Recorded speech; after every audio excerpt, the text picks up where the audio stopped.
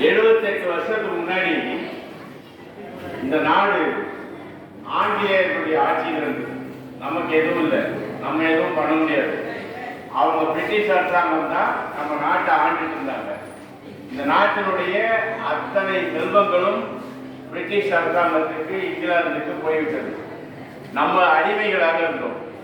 அந்த அடிமை கலையை உடைத்து நமக்கு சுதந்திரம் வாங்கி கொடுப்பதற்கு எல்லா கட்டத்திலும், எல்லா நேரங்களிலும் எல்லா தேசிய தலைவர்களும் நமக்காக பாடுபட்டார்கள். அது ஒரு பக்கம். நம்ம சுதந்திரம் கிடைச்சிட்டா மட்டும் போதுமா? சுதந்திரம் கிடைச்சிட்டா போதுமா? ஒரே ஒரு கதை சொல்றேன். 1947 ஆகஸ்ட் 14 பஞ்சாப்ல, இங்க நீங்க பாத்துருக்கீங்களா? ரிக்ஷா ஓட்டுவாங்க தெரியுமா? ரிக்ஷா இழுப்பாங்க, ரிக்ஷா ஓட்டுவாங்க. அது மாதிரி ரிக்ஷா ஓட்டுறவருக்கு 1947 ஆகஸ்ட் 14 பஞ்சாப்ல அவர் போறாரு. அப்போல்லாம் என்னன்னா, பிரிட்டிஷ்ல நம்ம ஊர்ல எப்படி போலீஸ்காரங்களையும் பார்த்துருக்கீங்க. அப்பவும் போலீஸ்காரங்க அப்படிதான் இருந்தாங்க, பிரிட்டிஷ் போலீஸ். அவன் என்ன பண்ணுவான்னா, கோர்ட்டை தாண்டி நிறுத்தினா அடிப்பான். யார் அடிப்பான்னா, அந்த ரிக்ஷாவை 10 அடி அடிப்பான், அந்த ரிக்ஷா ஓட்டுற ஆளு 2 அடி அடிப்பான். இவர் அதெல்லாம் பார்த்துட்டு இது பண்றாரு. அப்போ வந்து என்னன்னா, ஒரு 50 காசு ஒரு நாளைக்கு அவர் சம்பாதிப்பார். எவ்வளோ? 50 காசு. தெரியுமா உங்களுக்கு? உங்களுக்கு யாருக்கு தெரியாது 50 காசு? எங்களுக்கு 50 காசு தெரியும். அந்த 50 காசு இருந்தா 10 பாலை வாங்கி சாப்பிடுவோம்.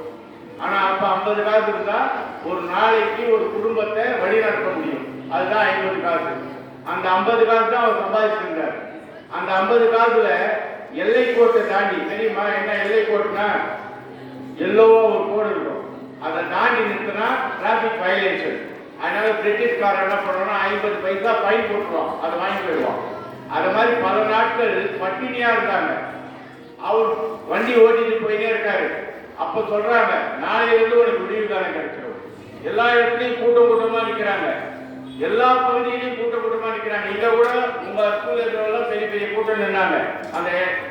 அந்த இண்டிபெண்டன்ஸ் டே வரப்போகுதுக்காக 14ஆம் தேதி முடிஞ்சது. யூனியன் ஜாக் கொடின்னு பேரு. அந்த யூனியன் ஜாக் கொடியை கீழே இறக்கிட்டு இந்திய தேசிய கொடியை ஏற்றணுமே, இந்த இந்திய தேசிய கொடியை ஏற்றினாங்க. ஏற்றனோன்னு இவர் என்ன நினைச்சாரு, அடாடா நம்மளே இனிமே இந்த நாட்டினுடைய அதிபர், இந்த நாட்டினுடைய மன்னர், நம்மளுக்கு சுதந்திரம் கிடைச்சிருச்சு, நம்ம தான் இனிமே நல்லா இருக்க போறோம் அப்படின்னு நினைச்சு நைட்டெல்லாம் தேசிய கொடியெல்லாம் கட்டி நல்லா வண்ணமெல்லாம் பூசி அவருடைய சைக்கிள் ரிக்ஷாவை சரி பண்ணிக்கிறார். சரி பண்ணிட்டு அடுத்த நாள் காலையில டெல்லி, அவருடைய பஞ்சாப்ல இருக்கிற அந்த இதுல அமிர்தசரஸ் இடத்துல அவர் வண்டி ஓட்டிட்டே போறாரு. எல்லை கோட்டு கிட்ட போனதும் ரொம்ப எல்லாருமே குதூகலமா இருக்காங்க, ரொம்ப மகிழ்ச்சியா இருக்காங்க. இன்னைக்கு யாரும் நம்மள ஒன்றும் பண்ண மாட்டாங்க, எதுவுமே செய்ய மாட்டாங்க. எல்லை கோட்டை தாண்டி நிற்கிறார் நம்ம இந்தியன் போலீஸ். அவன் என்ன பண்றான்னா 10 அடி அடிச்சான். சுதந்திரம் வந்துருச்சுன்னு சொன்னாங்க. கடைசியில நாம இன்னைக்கும் நாம அடி வாங்குறோமே அப்படின்னு சொல்லி அவர் சொல்லுவாரு, சுதந்திரம் யாருக்கு வந்ததுன்னு. ஏன் அவர் அடிபட்டார் தெரியுமா? கல்வி இல்லாமல். ஏன் அடிபட்டார்? அவர் மேல தப்பு இல்லை, அதே மாதிரி போலீஸ் மேலேயும் தப்பு இல்லை. ஏன்னா சட்டத்தை மீறினால் அவர்கள் தண்டிக்கப்பட வேண்டியது. அது பிரிட்டிஷ் போலீஸா இருந்தாலும் இந்தியன் போலீஸா இருந்தாலும் அதுதான் நடக்கும். அப்படி இருக்கும்போது என்ன ஒரே குறைபாடுன்னா, அவர் படிக்கல. அந்த படிக்காததுனாலே அவர் தண்டனை அனுபவித்தார். படிக்காததுனாலே இந்திய நாட்டினுடைய சுதந்திரத்தை அவரால் அனுபவிக்க முடியவில்லை. அதுக்காக தான் இங்க உங்க பெரியவர் இருக்கார்ல பாண்டியாஜி, அவர் என்ன பண்ணாரு, இந்த நாட்டுக்கு சுதந்திரம் மட்டுமே சுதந்திரம் அல்ல, எது சுதந்திரம்? கல்வி அறிந்து வந்தால்தான் சுதந்திரம்.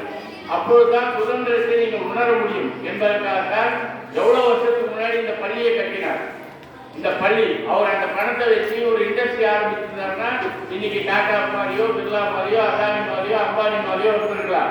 ஆனா அவர் என்ன பண்ணாரு, இந்த பள்ளியை நிறுவினார். இந்த பள்ளிக்கு உள்ளே வருகிற போது ஒரு வைப்ரேஷன் இருக்குது. உங்களுக்கு தெரியுமா தெரியல, எங்களுக்கு தெரியுது.